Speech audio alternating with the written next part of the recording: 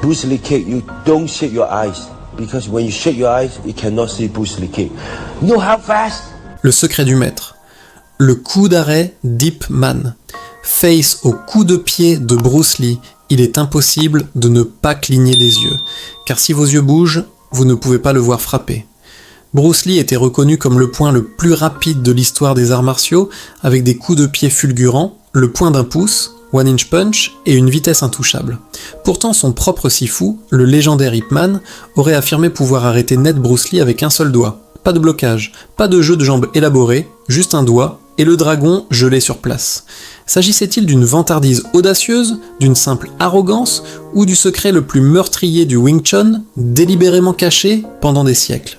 Pendant des années, cette histoire fut reléguée au rang de mythe, mais de rares séquences d'entraînement anciennes et des témoignages d'élèves des cours privés d'Ip Man ont fait surface. La prouesse du doigt unique était-elle une réalité ou une pure légende? La confrontation sur le toit du dojo. En 1954, à Hong Kong, un jeune Bruce Lee, déjà réputé pour ses victoires dans des concours de chats, défis informels et des bagarres sur les toits, gravit les 5 étages menant à un petit dojo sur le toit de la rue Argyle. L'air y était épais, empli de l'odeur de l'encens, de la sueur et de l'huile Tiger Balm. 10 élèves se tenaient silencieux autour d'un mannequin de bois. Ip Man, âgé de 61 ans, mesurant 1 x 62 à 5 mètres, pour 54 kg, sans main panao, portait des lunettes à monture métallique et une simple tenue tangzhuang blanche. Il était assis, sirotant du thé, ressemblant à un employé de bureau affable. Bruce Lee s'avança, fit craquer ses jointures et exigea de tester le vieux maître, le dévisageant comme un tigre guettant sa proie. Ip Man leva un seul doigt et murmura « Viens ». Aucune caméra, aucune photo, seulement 6 témoins qui, jusqu'à leur dernier jour, racontèrent tous la même histoire. Et si le plus grand artiste martial que le monde ait connu avait été humilié en 30 secondes par un homme qui ne s'était même pas levé? Le premier témoin était Hawkins Chang, ami d'enfance et camarade de classe de Bruce. Dans une interview accordée en 1988 au magazine Inside Kung Fu, Chung décrivit la scène. Bruce s'est précipité avec tout ce qu'il avait, des jabs de boxe, des enchaînements de Wing Chun et même un coup de pied bas qu'il avait appris d'un Philippin.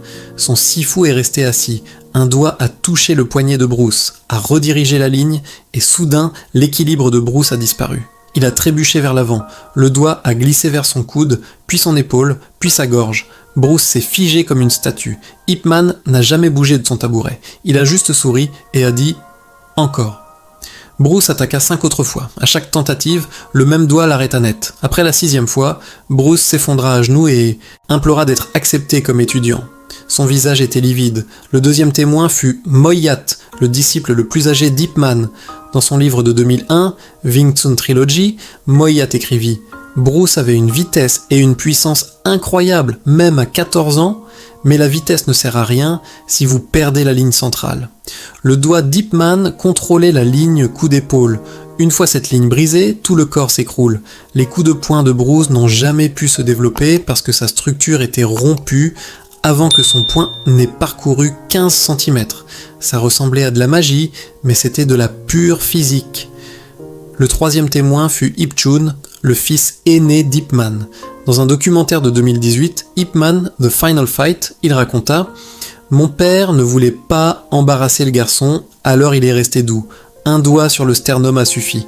L'élan de Bruce a fait le reste. Il m'a dit plus tard « J'ai eu l'impression de frapper un mur qui a bougé d'1 centimètre et m'a jeté du haut d'une falaise. » Mon père a dit que Bruce avait du feu, mais pas de racines. Le feu sans racines s'éteint rapidement. La technique secrète du doigt. Ce n'était pas un coup de chance isolé. Pendant les 5 années suivantes, chaque séance privée de Chi Sao, main collante, suivait le même modèle. Bruce explosait avec des combinaisons. Ip Man déviait avec un mouvement de main minimal, utilisant souvent uniquement son index. Jesse Glover, le premier élève de Bruce à Seattle, déclara clairement en 1990 « Bruce m'a dit qu'il se faisait battre absolument chaque fois en Chi Sao, peut-être 100 fois de suite. Il disait que le vieil homme pouvait sentir ce que vous alliez faire avant que vous ne le fassiez. Un doigt suffisait. » Le secret venait de décennies de combats réels sur les toits de Foshan dans les années 1930 et dans les ruelles de Hong Kong dans les années 40. Ip Man avait transformé le Wing Chun en une méthode de combat rapprochée pure, n'utilisant rien au-delà de 30 cm. Le fameux mouvement du doigt unique, appelé Biuji ou Gum Sao, n'était pas destiné à crever les yeux. Il servait à briser la structure corporelle. Toucher le coude au bon endroit coupe instantanément l'énergie qui y circule, et tout le bras devient inerte. Appuyer sur la poitrine ou le plexus solaire avec une force dirigée vers l'avant provoque l'effondrement de la colonne vertébrale. Dans les carnets privés de Bruce Lee datant de 1957 à 1958, conservés par la Bruce Lee Foundation, on trouve des dessins de la main d'Ip Man avec la note « Un doigt, hier sa main effondrement total, je ne peux toujours pas le faire ».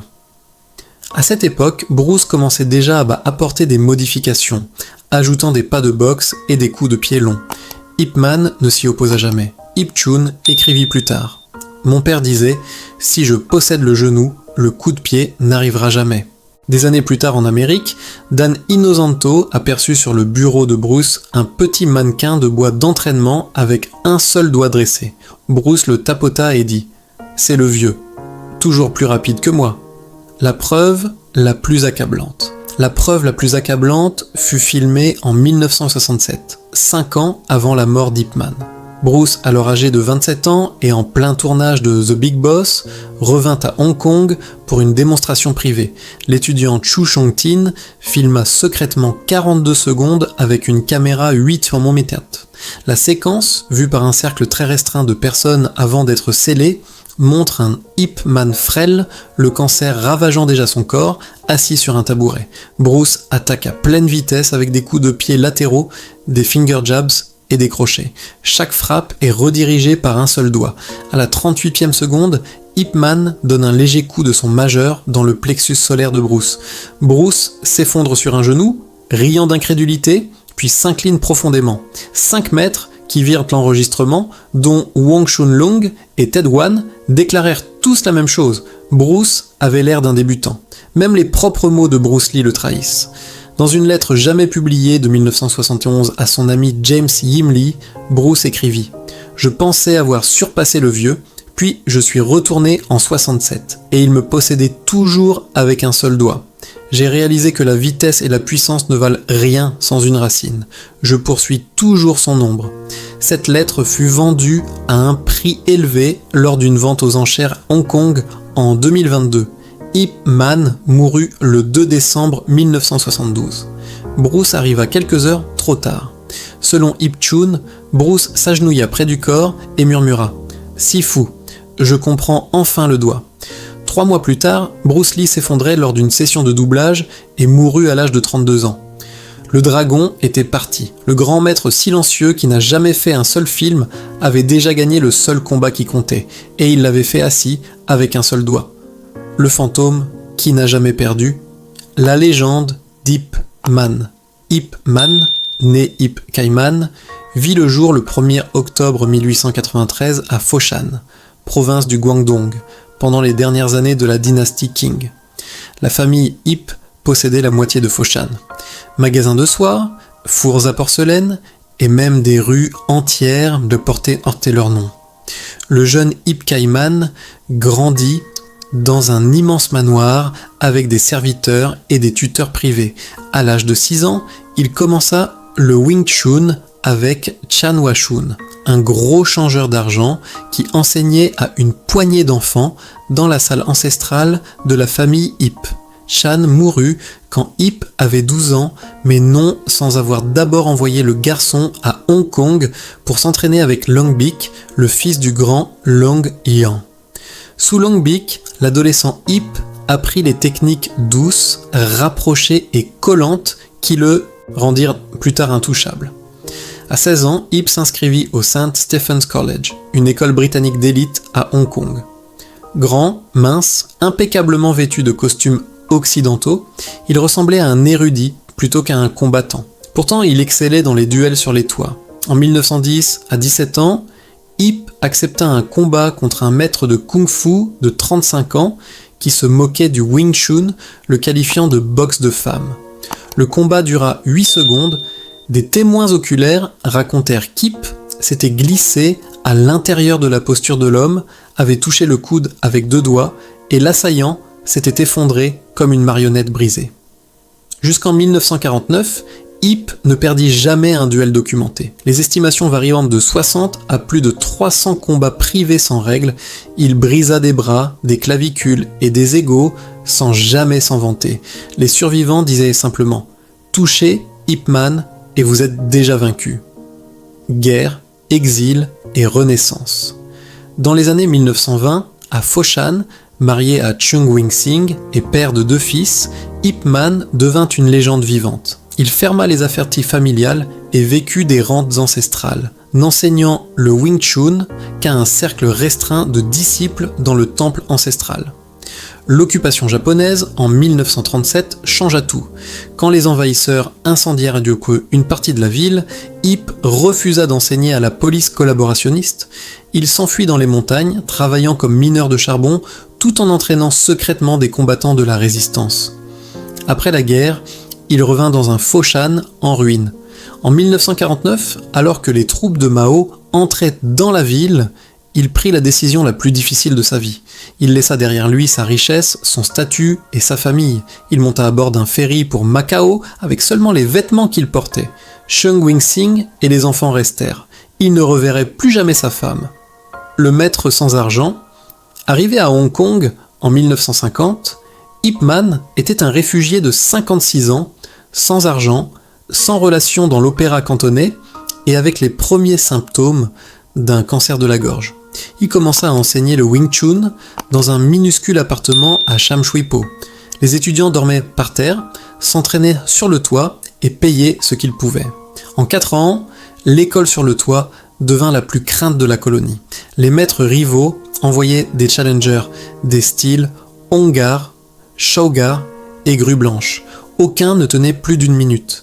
Lors d'un incident célèbre en 1954, un maître du style Tigre apporta un banc en bois comme arme. Ip Man, 61 ans, en pantoufles, le désarma avec une simple déviation Tansao et mit fin au combat d'un seul doigt à la gorge. Le banc se brisa lorsque l'homme s'écrasa contre lui. La police ferma l'école sur le toit après un trop grand nombre de blessures. En 1957, Ip Man déménagea dans une école plus appropriée, soutenue par l'Association des travailleurs de la restauration. Bruce Lee entra. Le reste appartient à l'histoire du cinéma. Mais le vrai Ip Man n'a jamais cherché la gloire. Il refusa toutes les offres de films, déclina les invitations américaines et vécut dans un minuscule appartement de 18 mètres carrés, 200 square feet, à Yo Ma Tei, avec des murs fissurés et une seule ampoule. Les élèves se souviennent qu'il mangeait du riz blanc avec de la sauce soja tout en enseignant jusqu'à 2h du matin. Il ne demandait jamais de frais fixes. Les étudiants laissaient ce qu'ils pouvaient quand dans une boîte en bois. Quand la boîte était vide, Ip Man fumait simplement plus de cigarettes et continuait d'enseigner. Un palmarès impeccable. Son bilan de combat resta parfait. En 1960, à l'âge de 67 ans, un boxeur thaïlandais de 30 ans le défia. Ip Man accepta à condition qu'il n'y ait pas de coup à la tête, son cancer progressait. Le combat dura 90 secondes. Le Thaïlandais lança un coup de pied circulaire. Ip s'inséra, piégea la jambe d'une main et pressa 2 doigts dans le nerf péronnier. Le boxeur tomba lourdement, hurlant de douleur, incapable de se lever pendant 10 minutes. En 1964, un karatéka japonais chercha un combat public. Ip Man avait 71 ans, était malade et très maigre. Il l'arrêta avec 3 mouvements rapides, une gifle sur le bras, une paume sur la poitrine, un doigt sur la gorge. Le japonais s'inclina et s'éloigna silencieusement. Des événements tristes vinrent avec le temps. Sa femme, Chung Wing-sing, mourut d'un cancer en Chine continentale en 1960. Il ne fut jamais autorisé à aller la voir. Il se remaria brièvement avec une infirmière de Shanghai, mais elle le quitta à cause de leur pauvreté. En 1970, il paraissait épuisé, fumant 60 cigarettes par jour, la voix rauque. Pourtant ses mains étaient toujours puissantes. En 1972, à 69 ans, affaibli par le traitement contre le cancer et pesant seulement 43 kg, il parvint encore à faire tomber un étudiant costaud de 25 ans d'un doigt sur la poitrine, comme en témoigne une vidéo privée. Ip Man mourut le 2 décembre 1972 dans un petit appartement de Mongkok sans argent. Bruce Lee interrompit le tournage d'Opération Dragon, revint, paya les funérailles et pleura devant tout le monde. Ip Man n'a jamais combattu dans un ring, n'a jamais remporté de trophée, n'a jamais été la star d'un film. Pourtant, toutes les grandes familles de Wing Chun d'aujourd'hui, Wong Chun Leung, Tsui Chong Tin, Moy Yat, Victor Khan, Bruce Lee ont commencé avec lui. Il a pris un style moribond et en a fait le kung-fu le plus répandu au monde. Ses élèves ont ouvert des écoles dans plus de 60 pays. Donnie Yen a rendu Ip Man célèbre au cinéma bien après sa mort. Mais le vrai Ip Man n'a jamais cherché la célébrité. Il n'a tout simplement jamais perdu un combat. Nasledstvo, les disciples du doigt. Ip Man n'est jamais entré dans un ring, n'a jamais gagné de trophée, mais il a formé une génération de combattants qui ont changé les arts martiaux à jamais. Depuis les toits humides de Hong Kong, des années 1950, un petit groupe d'hommes a absorbé le secret du doigt unique et l'a porté à l'échelle mondiale. Wong Chun Leung est au sommet. Surnommé Gong Sao Wong, le roi des combats de défi, il a combattu dans 60 à 100 combats sans règles entre 1950 et 1958, ne perdant jamais. Boxeur, karatéka, judoka, combattant de Muay Thai, il les a tous vaincus en quelques secondes. Dans un célèbre combat de 1957 contre un boxeur russe 2 fois plus lourd, Wong a piégé le jab de l'homme d'une main, s'est inséré et a mis fin au combat avec un seul shin punch à la poitrine. Le russe a été emporté inconscient. Bruce Lee l'appelait le combattant le plus réaliste que j'ai jamais vu. Long Chong, le tout premier élève d'Ip Man à Hong Kong, apporta discipline et structure. Ancien détective de police, il transforma les cours chaotiques en un programme formel. Sa puissance était légendaire. Ses élèves disaient que son Tan Sao pouvait soulever un homme de 90 kg du sol. Lo Man Kam, le neveu d'Ip Man, porta l'art à Taïwan et en Allemagne. Même à 87 ans, il démontre toujours la déviation d'un doigt qui fait trébucher les hommes. Moy Yat emmena l'art en Amérique, ouvrant son école à New York en 1973. Hawkins Chung, l'ancien partenaire de Bruce Lee, passa des décennies à corriger les mythes, répétant « Bruce était rapide, mais Wong Chun Leung était plus rapide en combat réel. Ip Man était plus rapide que les deux, sans même essayer. » Leung Ting transforma le Wing Chun en un empire mondial, avec plus de 2500 écoles dans plus de 60 pays. Même les fils d'Ip Man, Ip Chun, né en 1924, et Ip Ching, 1936-2020, enseignèrent discrètement pendant des décennies. Ip Chun, aujourd'hui centenaire, corrige toujours la position du coude de ses élèves avec la même précision douce que son père. Collectivement, ces hommes et leurs disciples ont ouvert plus de 10 000 écoles dans le monde. Chaque lignée majeure de Wing Chun trouve sa source dans le petit appartement d'Ip Man. Ils ont affronté des boxeurs, des kickboxeurs et des lutteurs. Le record de défi de Wong Chun Leung seul suffirait à faire prendre leur retraite à la plupart des combattants, invaincus. Bruce Lee reste la branche la plus célèbre, mais même lui a admis en privé que Wong Chun Leung et la vieille garde étaient plus réalistes que lui en combat réel. Le secret du doigt unique perdura chez chaque élève capable de faire s'effondrer un coup de poing avant qu'il ne quitte l'épaule, de rediriger un coup de pied d'une rotation du poignet ou de mettre fin à un combat avant que l'adversaire ne réalise qu'il a été touché. Aujourd'hui, quand vous voyez un pratiquant de Wing Chun rediriger la force avec un mouvement minimal, vous regardez le fantôme d'Ip Man passer de main en main à travers des hommes qui n'ont jamais eu besoin de film pour prouver qu'ils étaient redoutables. Ils n'ont tout simplement jamais perdu.